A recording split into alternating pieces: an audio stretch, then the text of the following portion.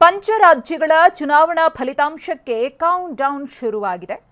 ಪಶ್ಚಿಮ ಬಂಗಾಳದಿಂದ ಟಿವಿ9 ಕ್ಷಣ ಕ್ಷಣದ ವರದಿಯನ್ನ ನಿಮ್ಮ ಮುಂದಿಡುತ್ತೆ. ತೀವ್ರ ಕುತೂಹಲವನ್ನ ಕೆರಳಿಸಿರುವಂತಹ ಪಂಚರಾಜ್ಯಗಳ ಚುನಾವಣಾ ಫಲಿತಾಂಶಕ್ಕೆ ಕ್ಷಣಗಣನೆ. ದೀದಿ ನಾಡಲ್ಲಿ ಕನ್ನಡದ ಏಕೈಕ ಚಾನೆಲ್ನಿಂದ ಗ್ರೌಂಡ್ ರಿಪೋರ್ಟ್.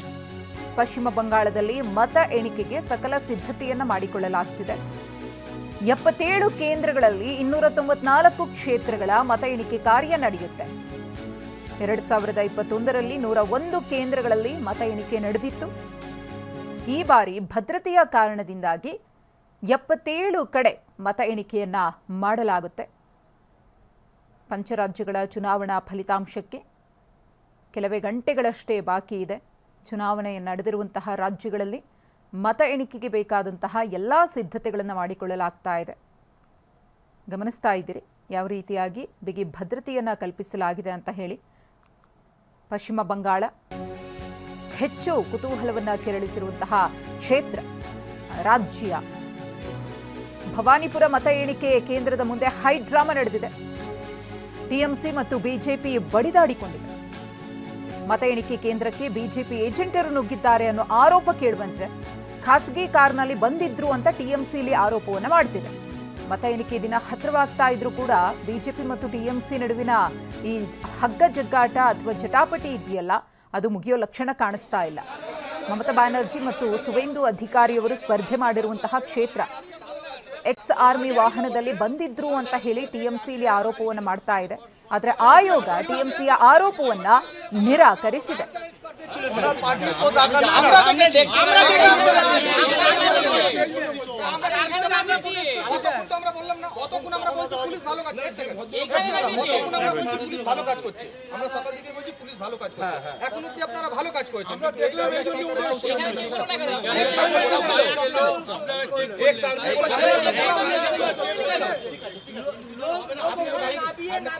আপনারা গাড়িটা বের করুন।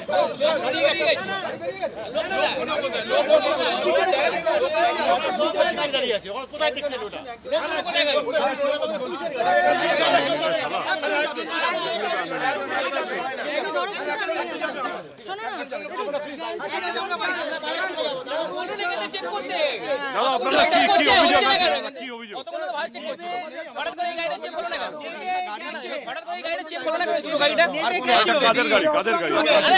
ঠিক আছে চেক করছে না কেন?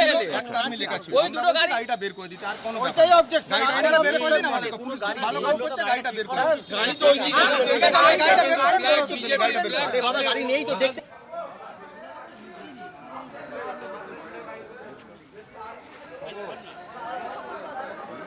কি হয়েছে এখানে কি নিয়ে আবার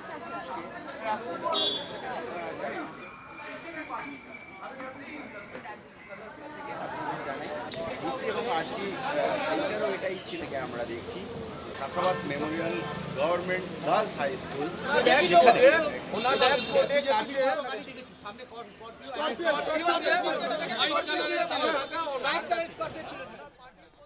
ಮತ್ತಷ್ಟು ಮಾಹಿತಿಯನ್ನು ಕೊಡೋದಕ್ಕೆ ನಮ್ಮ ಪ್ರತಿನಿಧಿ ಪ್ರಮೋದ್ ಪಶ್ಚಿಮ ಬಂಗಾಳದಿಂದ ನಮ್ಮ ಜೊತೆಗೆ ಇದೀಗ ನೇರ ಸಂಪರ್ಕದಲ್ಲಿ ಜಾಯ್ನ್ ಆಗ್ತಿದ್ದಾರೆ. ಪ್ರಮೋದ್, ಪಶ್ಚಿಮ ಬಂಗಾಳ ಚುನಾವಣೆ ಇದೆಯಲ್ಲ, ಇದು ಇಡೀ ದೇಶದ ಚಿತ್ತವನ್ನ ತನ್ನತ್ತ ಸೆಳೆದಿದೆ. ಟಿಎಂಸಿ ವರ್ಸಸ್ ಬಿಜೆಪಿ ಯಾವ ರೀತಿ ಕಾಳಗ ನಡೀತಾ ಇದೆ ಅನ್ನೋದನ್ನು ಕೂಡ ಗಮನಿಸ್ತಾ ಇದ್ದೀವಿ.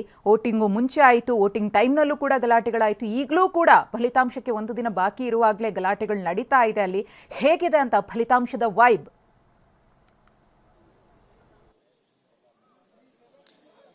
ಮಧು, ಈಗಾಗಲೇ ಕೌಂಟಿಂಗ್ ಸೆಂಟರ್ ಮುಂದೂ ಕೂಡ ಈಗ ಟಿಎಂಸಿ ಮತ್ತು ಬಿಜೆಪಿ ಕಾರ್ಯಕರ್ತರ ನಡುವೆ ಒಂದು ರೀತಿ ಮಾರಾಮಾರಿಯ ಸನ್ನಿವೇಶ ಎದುರಾಗಿತ್ತು, ಮಾತಿನ ಚಕಮಕಿ ಆಗಿತ್ತು.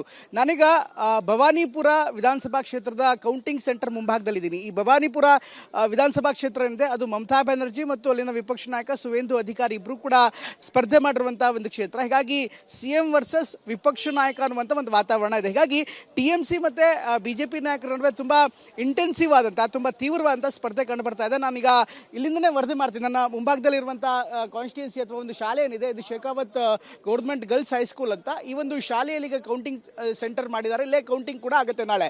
ಅದಕ್ಕೂ ಮೊದಲು ಸಾಕಷ್ಟು ಬಿಗಿ ಭದ್ರತೆಯನ್ನು ಹಾಕಲಾಗಿದೆ, ಜೊತೆಗೆ ಹೆಚ್ಚಿನ ಭದ್ರತಾ ಸಿಬ್ಬಂದಿ ಕೂಡ ಇದ್ದಾರೆ. ಹೀಗಾಗಿ ಯಾರನ್ನೂ ಕೂಡ ಒಳಗಡೆ ಬಿಡ್ತಾ ಇಲ್ಲ.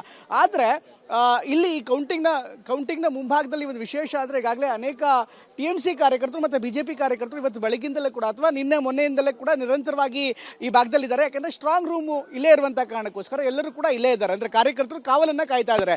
ಅತ್ತ TMC ಕಾರ್ಯಕರ್ತರ ಆರೋಪ ಏನಂದರೆ, BJP ಕಾರ್ಯಕರ್ತರು ಅಥವಾ BJP ನಾಯಕರು ಒಂದು ಖಾಸಗಿ ಕಾರ್ನಲ್ಲಿ BJPಯ ಸಿಂಬಲ್ ಇರುವಂಥ ಒಂದು ಕಾರ್ನಲ್ಲಿ ಅನೇಕ ಖಾಸಗಿ ವ್ಯಕ್ತಿಗಳನ್ನ ಒಳಗಡೆ ಕರ್ಕೊಂಡ್ಬಂದ್ಬಿಟ್ಟಿದ್ದಾರೆ ಅನ್ನುವಂಥದ್ದು ಆರೋಪ. ಆದರೆ ಅದಕ್ಕೆ BJP ನಾಯಕರು ಕೂಡ ತೀವ್ರವಂತ ಆಕ್ಷೇಪವನ್ನು ವ್ಯಕ್ತಪಡಿಸಿದ್ದಾರೆ. ಆ ಕಾರ್ಗೂ ಮತ್ತು ನಮಗೂ ಯಾವುದೇ ರೀತಿಯಂಥ ಸಂಬಂಧ ಇಲ್ಲ ಅನ್ನುವಂಥದ್ದು BJP ಕಾರ್ಯಕರ್ತರು ಹೇಳ್ತಾ ಇರುವಂಥ ಮಾತು. ಯಾಕೆಂದರೆ ನಾವು ಯಾವುದೇ ರೀತಿಯಂಥ ಭಾಗಿಯಾಗಿಲ್ಲ ಇದರಲ್ಲಿ. ಹೀಗಾಗಿ ಖಾಸಗಿ ಕಾರು ನಮ್ಗೆ ಯಾಕೆ ಸಂಬಂಧ ಅನ್ನುವಂಥದ್ದು BJP ನಾಯಕರ ಮಾತಾಗಿತ್ತು. ಹೀಗಾಗಿ ಸಾಕಷ್ಟು ಹೊತ್ತು ಮಾತಿನ ಚಕಮಕಿ ನಡೀತು. ಪ್ರಮುಖವಾಗಿ ಭದ್ರತಾ ಸಿಬ್ಬಂದಿ ಮತ್ತು TMC ಕಾರ್ಯಕರ್ತರ ನಡುವೆ ಸಾಕಷ್ಟು ಮಾತಿನ ಚಕಮಕಿ ನಡೀತು. ಅದಾದ ಬಳಿಕ ಭದ್ರತಾ ಸಿಬ್ಬಂದಿಗಳು ಕೂಡ ಕ್ಲಾರಿಫೈ ಮಾಡಿದ್ದಾರೆ. ಅದು ಈ ಸ್ಟಾಫ್ CRPF ಸೇರಿದಂತೆ ಪೊಲೀಸ್ ಸ್ಟಾಫ್ ಇದ್ದಂಥ ಒಂದು ಜಾಗ. ಹಿಂದೆಗಡೆ ಎಕ್ಸ್ ಆರ್ಮಿ ಅನ್ನುವಂಥ ಒಂದು ಲೋಗೋ ಇತ್ತು. ಎಕ್ಸ್ ಆರ್ಮಿ ಅಧಿಕಾರಿ, ಬಹುಶಃ ಆತ ಎಕ್ಸ್ ಆರ್ಮಿಲಿದ್ದು, ಅನಂತರ ಪೊಲೀಸ್ ಜಾಯ್ನ್ ಆಗಿದ್ರು.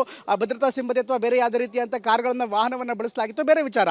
ಅಂತಿಮವಾಗಿ ಆಯೋಗ ಕೂಡ ಸ್ಪಷ್ಟನೆಯನ್ನು ಕೊಟ್ಟಿದೆ, ಇದಕ್ಕೆ ಯಾವುದೇ ಪಕ್ಷಕ್ಕೆ ಸೇರಿದಂಥ ಕಾರ್ ಇದಲ್ಲ ಅನ್ನುವಂಥದ್ದು. ಆದರೆ ಸುಮಾರು ಅರ್ಧ ಗಂಟೆಗಳ ಕಾಲ TMC ಮತ್ತು BJP ಕಾರ್ಯಕರ್ತರ ನಡುವೆ ಒಂದು ಬಿಗುವಿನಂಥ ವಾತಾವರಣ ಇತ್ತು. ಹೀಗಾಗಿ CRPF ಪೊಲೀಸರು ಕೂಡ ಮಧ್ಯಪ್ರವೇಶ ಮಾಡಬೇಕಾಗಿತ್ತು. ಅದಾದ ಬಳಿಕ ಅಲ್ಲಿದ್ದಂಥ ಕಾರ್ಯಕರ್ತರನ್ನ ಚದುರಿಸಿ ಬೇರೆ ಕಡೆ ಕಳಿಸಿದ್ರು. ಹೀಗಾಗಿ ನೋಡ್ತಾ ಇದ್ದಾರೆ, ಸಂಪೂರ್ಣ ಬ್ಯಾರಿಕೇಡಿಂಗ್ ಅನ್ನು ಮಾಡಿದ್ದಾರೆ ಈ ಭಾಗದಲ್ಲಿ. ಅಂದರೆ ರಸ್ತೆಯ ಇಕ್ಕೆಲಗಳಲ್ಲೂ ಕೂಡ ಬ್ಯಾರಿಕೇಡಿಂಗ್ ಇದೆ ಮತ್ತು ಹೀಗಾಗಿ ಯಾರಿಗೂ ಕೂಡ ಹೊರಗಡೆ ಬರೋದಕ್ಕೆ ಬಿಡ್ತಾ ಇಲ್ಲ. ಕೆಲ ಹೊತ್ತಿನ ಹಿಂದೆ ಸಾಕಷ್ಟು ಹೆಚ್ಚಿನ ಸಂಖ್ಯೆಯಲ್ಲಿ ಕಾರ್ಯಕರ್ತರಿದ್ರು, ಜಮಾವಣೆ ಆಗಿದ್ರು. ಆದರೆ ಈಗ ಪೊಲೀಸರು ಮತ್ತು CRPF ಸಿಬ್ಬಂದಿ ಸಂಪೂರ್ಣವಾಗಿ ಎಲ್ಲರನ್ನೂ ಕೂಡ ಹೊರಗಡೆ ಕಳಿಸಿದ್ದಾರೆ. ಜೊತೆಗೆ ಈ ರಸ್ತೆ ಏನಿದೆ, ಇದು ಹೈಸ್ಕೂಲ್ ರಸ್ತೆ, ಪ್ರಮುಖವಾದಂಥ ರಸ್ತೆ, ಕಾನ್ಸ್ಟಿಟ್ಯೂನ್ಸಿ ವೋಟಿಂಗ್ ಕೂಡ ಅಂದರೆ ಇನ್ಫ್ಯಾಕ್ಟ್ ಕೌಂಟಿಗೂ ಕೂಡ ಇಲ್ಲೇ ನಡೀತಾ ಇರುವಂಥ ಜಾಗ. ಹೀಗಾಗಿ ಯಾರಿಗೂ ಕೂಡ ಪ್ರವೇಶ ಕೊಡ್ತಾ ಇಲ್ಲ. ಜೊತೆಗೆ ಎಲ್ಲ ಅಂಗಡಿ ಮುಂಗಟ್ಟುಗಳಿಗೆ ಕೂಡ ಈಗಾಗಲೇ ಬಂದ್ ಮಾಡೋದಕ್ಕೆ ಸೂಚನೆಯನ್ನು ಕೊಡಲಾಗಿದೆ. ಹೀಗಾಗಿ ಬಿಗುವಿನ ವಾತಾವರಣ ಇದೆ, ತುಂಬ ಇಂಟೆನ್ಸ್ ಆದಂಥ ವಾತಾವರಣ ನಮಗೆ ಕೋಲ್ಕತ್ತಾದಲ್ಲಿ ಕಂಡು ಬರ್ತಾ ಇದೆ. ಅಥವಾ BJP ಮತ್ತು TMC ಕಾರ್ಯಕರ್ತರ ನಡುವೆ ಮಾತಿನ ಚಕಮಕಿ ಆಗಾಗ ನಡೀತಾನೆ ಇದೆ. ಕಳೆದ 3-4 ದಿನಗಳಿಂದ ಹೆಚ್ಚಾಗ್ತಾ ಇದೆ. ಮೊನ್ನೆ ತಾನೇ ಇನ್ಫ್ಯಾಕ್ಟ್ ನಿನ್ನೆ ರಾತ್ರಿ ತಾನೇ TMC ಕಾರ್ಯಕರ್ತ ಕೌಂಟಿಂಗ್ ಸೆಂಟರ್ ಒಳಗಡೆ ನುಗ್ತಾ ಇದ್ದ ಅನ್ನುವಂಥದ್ದು BJP ಆರೋಪ ಮಾಡ್ತಾ ಇದ್ರೆ,